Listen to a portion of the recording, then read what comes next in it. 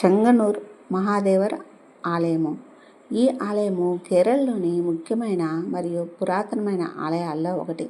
పార్వతీదేవి మందిరం ఉన్నందున కేరళలోని ప్రధాన భగవతి ఆలయాలలో ఒకటిగా పరిగణింపబడుతుంది. చెంగనూర్ మహాదేవ ఆలయము పార్వతీదేవికి అంకితం చేయబడింది.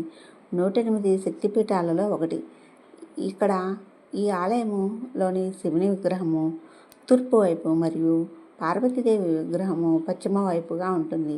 ఈ ఆలయం మొత్తం 6 ఎకరాల విస్తీర్ణంలో విస్తరించి ఉంటుంది మరియు గర్భగుడి కూడా వృత్తాకారంగా ఉంటుంది.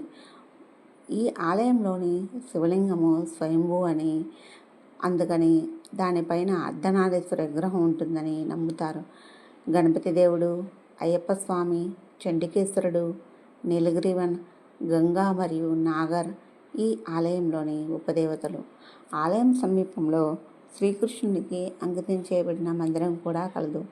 పురాణాల ప్రకారం బ్రహ్మ, విష్ణువులు పార్వతీదేవి మహేశ్వరుల కళ్యాణానికి దేవతలందరూ, యక్షులు, గంధర్వులు, కిన్నెలు అందరూ కలిసి వివాహానికి హాజరు కాగా భూమి అంతా ఒకవైపుకు ఒరిగిపోతుందని అందరి బరువును ఆపలేక అగస్త్య మహర్షిని శ్రోణాద్రిపైకి వెళ్ళి కూర్చోమని కోరుతారు. అప్పుడు అగస్త్య మహర్షి అంగీకరించినప్పటికీ వివాహాన్ని చూసే అదృష్టాన్ని కోల్పోయడం గురించి ఆందోళన వ్యక్తం చేస్తారు.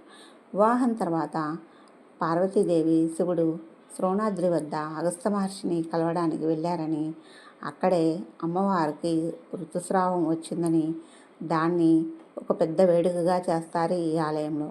చెంగనూర్ మహాదేవ ఆలయంలో జరుపుకునే ముఖ్యమైన పండుగల్లో త్రిపుట ఒకటి.